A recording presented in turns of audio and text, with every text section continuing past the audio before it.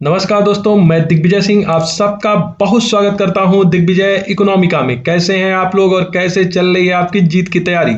दोस्तों आइए शुरू करते हैं अपना इम्पोर्टेंट प्रोग्राम, जिसमें हम लोग कुछ इम्पोर्टेंट क्वेश्चन को जो बहुत ज़्यादा इम्पोर्टेंट है आईएएस के लिए, पीसीएस के लिए, ईपीएफओ के लिए, पीजीटी के लिए, उसको करते हैं सॉल्व। और इसमें हम लोग मिलके पार्टिसिपेटरी मेथड से करते हैं सॉल्व, और ये होती है खेल खेल में पढ़ाई और बहुत ही इंपॉर्टेंट क्वेश्चन की तैयारी। तो आइए शुरू करते हैं वो 5 क्वेश्चन जो बहुत ही ज्यादा इंपॉर्टेंट है इन्फ्लेशन का। और आप लोग तो जानते ही हैं ये इन्फ्लेशन रिलेटेड है मेरा तीसरा वीडियो। इसके पहले हम लोग 10 प्रश्न सॉल्व कर चुके हैं।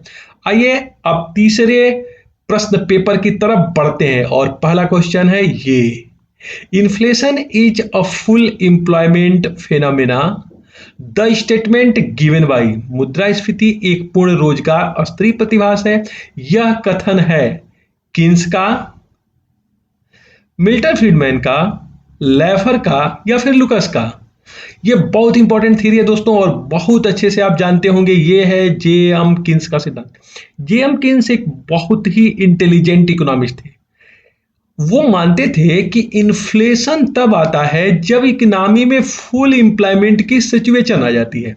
और जब फुल एम्प्लॉयमेंट की सिचुएशन आ जाती है तो ऐसे में जो हम लोगों का एग्रीगेट सप्लाई कर्व है दोस्तों, वो एग्रीगेट सप्लाई कर्व हो जाता है वर्टिकल। और ऐसे में अगर किसी भी तरह का डिमांड बढ़ेगा तो सिर्फ और सिर्फ प्राइसेज वृद्धि होगी, वाईएफ में किसी तरह का बदलाव नहीं होगा। वाईएफ का मतलब है फुल एम्प्लॉयमेंट के लेवल का एम्प्लॉयमेंट। अब जरा ध्यान दीजिए, किन्स कहता है कि अगर उत्पादन के सभी साधन, किसी देश के लेबर, लैंड, सबको अगर आप रोजगार दे देंगे तो फिर जो हमारा सप्लाई है वो बढ़ेगा नहीं। ऐसे में जो सप्लाई कर्व है वो एक पॉइंट पे जाके वर्टिकल हो जाएगा। इसका मतलब अगर मान लीजिए हमारे देश में 5 लाख लोग हैं और 5 लाख लोगों को हम रोजगार दे दें, तो क्या हम उसके आगे उत्पादन कर पाएंगे? उत्तर है नहीं, क्योंकि सभी लोगों को रोजगार मिल गया। तो ऐसे में जो उत्पादन होगा उसको हम कहते हैं फुल एम्प्लॉयमेंट प्रोडक्शन। इसके बाद अगर इकोनॉमी में डिमांड बढ़ने लगे तो सिर्फ और सिर्फ प्राइसेज यहां देखिए बढ़ता है, उत्पादन में किसी तरह की बढ़ोतरी नहीं होती। इसलिए किन्स कहता था कि जो इन्फ्लेशन है ना, वो फुल एम्प्लॉयमेंट के लेवल के बाद आता है। यद्यपि ये थोड़ा सा बात कहा जाता है कि क्या ये फुल एम्प्लॉयमेंट कभी एलडीसीज में आता है, क्योंकि ये चीजें तो हमेशा डीसीज में होंगी।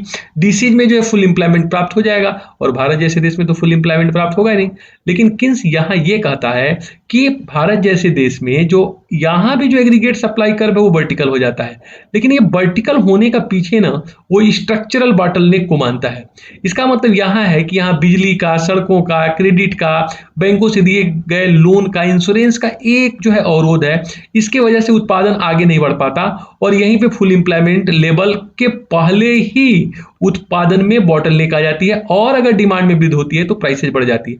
इसका मतलब जो फुल एम्प्लॉयमेंट फिनोमेना कंसेप्ट है वो दिया गया था किन्स के द्वारा। आइए दूसरे प्रश्न को करते हैं सॉल्व।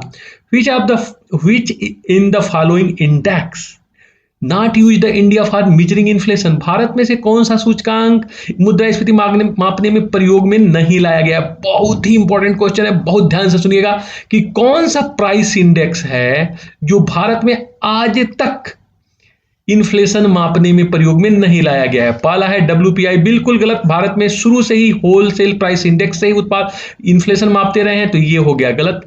दूसरा है consumer price index, rural plus urban. 2012 से मैंने आपसे बताया था कि 2012 के बाद हम लोगों ने इस इन्फ्लेशन के इंडेक्स में थोड़ी सी प्रॉब्लम थी। आप जाके मेरा वीडियो देखिएगा जरूर, बहुत ही इंपॉर्टेंट वीडियो, कि इसमें जो प्रॉब्लम थी उसी को सॉर्ट आउट करने के लिए भारत सरकार ने ये अडॉप्ट की कि ये हमारा मुख्य सूचकांक होगा, मतलब इससे भी इन्फ्लेशन मापते हैं, इससे भी मापते हैं।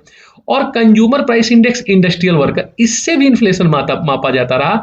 और बेसिकली इसी इन्फ्लेशन से भारत में सरकारी कर्मचारियों का डियरनेस अलाउंस बढ़ता है, इसी से पे कमीशन लगता है। और कई बार ये पीसीएस और आईएएस और पीजीटी में, ईपीएफओ में पूछा जा चुका है किस सूचकांक के आधार पे सरकारी कर्मचारियों का महंगाई भत्ता बढ़ता है? तो उत्तर है C, consumer price index industrial worker. औद्योगिक श्रमिकों का जो उपभोक्ता मूल्य सूचकांक है उसके आधार पे। इसका मतलब इन तीनों से भारत में इन्फ्लेशन मेजर हुआ है। देखिए ये है प्रोड्यूसर प्राइस इंडेक्स, और इसके ऊपर बड़ी बात चल रही है। अगर आप देखिएगा अमेरिका बहुत पहले से 1980 के दशक से ही प्रोड्यूसर प्राइस इंडेक्स, मतलब प्रोड्यूसर प्राइस इंडेक्स जो उत्पादक मूल्य सूचकांक है उसके द्वारा इन्फ्लेशन को मीजर करता है। लेकिन भारत में अब इसकी बात हो रही है कि क्या भारत में भी प्रोड्यूसर प्राइस इंडेक्स से इन्फ्लेशन मीजर होगा। देखिए मैंने उसके ऊपर एक वीडियो बनाया है, बहुत ध्यान से जाकर देखिएगा कि प्रोड्यूसर प्राइस इंडेक्स होता क्या है। आप उस वीडियो में ये देखिएगा दोस्तों कि 3 सूचकांकों में क्या अंतर है, consumer price index, wholesale price index और जो तीसरा नया बात हो रहा है भारत में producer price index. Actually in तीनों में फर्क क्या है, बहुत ज्यादा इंपॉर्टेंट है। देखिए जैसे मैं कहता हूं कि आलू की कीमतों में वृद्धि हो गई, तो एक वृद्धि हुई उपभोक्ताओं के लिए, एक वृद्धि हुई होलसेलरों के लिए और एक वृद्धि हुई प्रोड्यूसर उत्पादकों के लिए। इसी से संबंधित ये 3 सूचकांक डेवलप किए गए हैं, consumer price index, wholesale price index और प्रोड्यूसर प्राइस इंडेक्स। अमेरिका में प्रोड्यूसर प्राइस इंडेक्स से इन्फ्लेशन मेजर होता रहा है, लेकिन भारत में अब तक इससे मेजर नहीं हुआ है। तो ये सही आंसर। इसको बहुत अच्छे से समझने के लिए दिग्विजय इकोनॉमिका का वीडियो देखिए और मैं अभी अपने शेयर करता हूं अपने डिस्क्रिप्शन में कि कौन सा वीडियो है जिसको आपको देखना है। साथ ही साथ मेरा जो चैनल है टेलीग्राम चैनल दिग्विजय इकोनॉमिका या फिर DSRP1 को ज्वाइन करिए, वहां पे सारे इंपॉर्टेंट वीडियो और पीडीएफ आपको अवेलेबल होता है और हम लोग मिलकर करते हैं कुछ अच्छा, काफी अच्छा आपके करियर को बनाने के लिए हम हैं आपके साथ। क्या आप अपना साथ देने के लिए हैं तैयार? तो आइए आगे क्वेश्चन बढ़ते हैं, क्वेश्चन नंबर 3 पे। Which in the following is beneficiary for economic growth, इसमें से कौन सा इकोनॉमिक ग्रोथ के लिए बेहतर है, निम्न में से कौन अर्थव्यवस्था के विकास के लिए लाभदायक है? Low inflation, low investment, low capital output ratio and A और सी बोथ। क्या बात है, जबरदस्त लाजवाब क्वेश्चन। देखिए पहले बी को करते हैं कट। क्वेश्चन सही करने का एक आंसर होता है एलिमिनेशन विधि। अगर लो इन्वेस्टमेंट होगा दोस्तों तो फिर लो इन्वेस्टमेंट के कारण, जब इन्वेस्टमेंट ही लो होगा तो प्रोडक्शन लो होगा, उत्पादन लो होगा, इंप्लॉयमेंट लो होगा, तो ऐसे में कभी भी ग्रोथ नहीं हो पाएगी। तो ये हमारा हो गया गलत। अब हमको देखना है लो इन्फ्लेशन। देखिए यहां पे मैं आपको बताऊं कि 2 या 3% का जो इन्फ्लेशन होता है दोस्तों ना, इसे माना जाता है टॉनिक फॉर इकोनॉमिक ग्रोथ। क्यों माना जाता है टॉनिक? इसलिए टॉनिक फॉर इकोनॉमिक ग्रोथ माना जाता है कि अगर 2-3% के रेट से कीमतें बढ़ेगी ना, तो big incentive for producer, producer के लिए एक बड़ा इंसेंटिव है कि वो प्रोड्यूस मोर एंड मोर, कि वो अधिक से अधिक चीजों का उत्पादन करे। इसलिए लो इन्फ्लेशन को ना टॉनिक माना जाता है इकोनॉमिक ग्रोथ के लिए। तो सही है। फिर आ जाइए सी पे, low capital output ratio, the most important question asked in UPSC, PCS, PGT, सब परीक्षाओं में पूछा गया है। देखिए कैपिटल आउटपुट रेशियो क्या होता है, एक यूनिट प्रोडक्शन के लिए कितनी पूंजी लगाई जा रही है। आप बहुत ध्यान से देखिएगा, कैपिटल आउटपुट रेशियो का मतलब है के बाई ओ। इसका मतलब है कि एक अतिरिक्त इकाई उत्पादन के लिए कितनी अतिरिक्त इकाई पूंजी चाहिए। आप सुनते होंगे कि चाइना का कैपिटल आउटपुट रेशियो बहुत लो है, मतलब उसको एक अतिरिक्त इकाई उत्पादन करने के लिए बहुत कम पूंजी चाहिए होता है। तो इसका मतलब कम पूंजी उत्पादन अनुपात ग्रोथ के लिए बहुत अच्छा है और अधिक पूंजी अनुपात, अधिक कैपिटल आउटपुट रेशियो खराब है। क्यों? क्योंकि एक इकाई उत्पादन के लिए अधिक पूंजी अगर लिया जाएगा तो इसका मतलब ये खराब है। इसका मतलब दोनों आंसर सही है, ए और सी, और विकल्प नंबर डी ए और सी सही है। तो आप लोग इसको करिए डी पे सही और इस क्वेश्चन पे बहुत ज्यादा करिएगा फोकस, क्योंकि ये है बहुत ज्यादा आपके लिए इंपॉर्टेंट। चौथा क्वेश्चन, द कॉन्सेप्ट ऑफ नायरू सुना है कि नहीं आप लोगों ने? Non accelerated inflation rate of unemployment given by, किस अर्थशास्त्री ने नायरू की अवधारणा दी?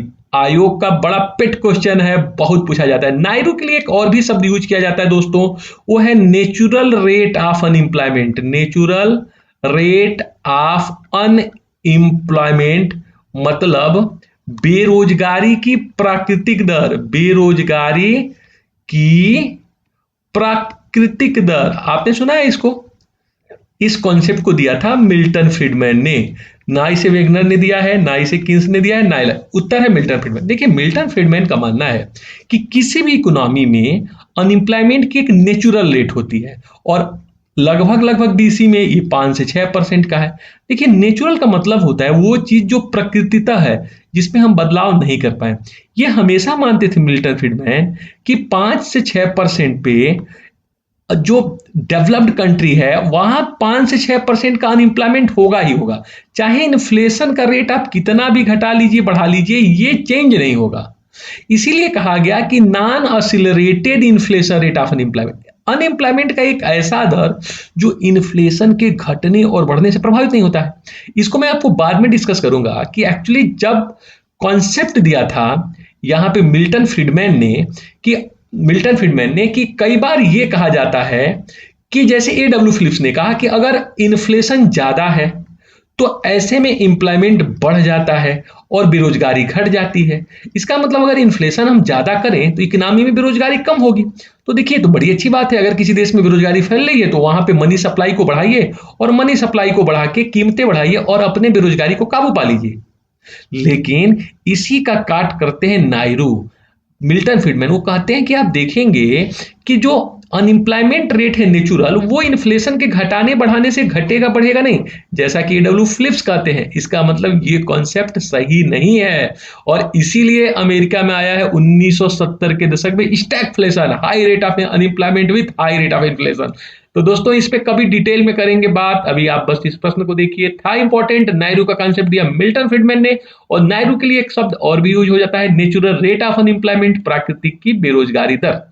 अब आइए दमदार मजेदार question number 5। In India inflation targeting rate is decided by RBI. Bharat में इन्फ्लेशन टारगेट की रेट क्या डिसाइड की गई आरबीआई के द्वारा? 3% प्लस माइनस 2%, 4% प्लस माइनस 2%, 2%, 5%। क्या आपको पता है? उत्तर है बी। देखिए, इन्फ्लेशन, मैंने कहा ना कि लो इन्फ्लेशन इकोनॉमिकली अच्छा होता है, अभी मैंने आपको बताया। भारत में माना गया है 2015 में बिल्कुल क्लियर कट समझौता हो गया है आरबीआई और गवर्नमेंट ऑफ इंडिया में कि इन्फ्लेशन रोकना आरबीआई का मुख्य काम है, ग्रोथ का नहीं। ऐसे में आरबीआई ने इन्फ्लेशन टारगेटिंग की बात की और कहा कि अगर इकोनॉमी में इतना इन्फ्लेशन है ना तो ये सबसे बेहतर है। सबसे तो बेहतर है कि ये 4% हो, लेकिन अगर ये प्लस 2% हो जाए, 6% हो जाए, या फिर माइनस 2% हो जाए, 4 में से 2 चला जाए, 2% हो जाए, तो ये रेंज जो है रेशनल रेंज है। इस रेंज में अगर इन्फ्लेशन रहे तो कोई प्रॉब्लम नहीं होगी। तो 6% और 2% के बीच में इन्फ्लेशन रखना ही आरबीआई का होलसेल ऑब्जेक्टिव है। इसी को इन्फ्लेशन टारगेटिंग कहा गया है और 2015 में आरबीआई और गवर्नमेंट के बीच सीधा सीधा ये समझौता हो चुका है। मेरे वीडियो में देखिएगा, मैंने आरबीआई के ऊपर इन्फ्लेशन टारगेटिंग के ऊपर वीडियो बनाया है, जबरदस्त वीडियो। उसको देख के एक भी क्वेश्चन आपका गलत ही नहीं होगा। अगर मेरे वीडियो से आप रेपो रेट देख लें, सीआरआर देख लें, एसएलआर देख लें, मॉनेटरी पॉलिसी देख लें, तो दोस्तों अगर थोड़ा सा भी कंसंट्रेशन से देखिएगा ना तो मजा आ जाएगा। तो एक बार प्लीज देखिए पूरा आरबीआई का वीडियो, उसमें मैंने इन्फ्लेशन टारगेटिंग की बात की है कि ये क्या है, 4% प्लस माइनस 2%। आरबीआई चाहता है कि 6% और 2% के बीच में इन्फ्लेशन रेट रहे और इसी के ऊपर टारगेट किया जाए। तो दोस्तों ये रहा आज का हम लोगों का क्वेश्चन आंसर सेशन, और इसमें हम लोगों ने 5 इंपॉर्टेंट क्वेश्चन को किया है सॉल्व। मैं आपके साथ हूं, क्या आप अपने साथ हैं? Thank you so much for watching Digvijay Economica. God bless you dear friends.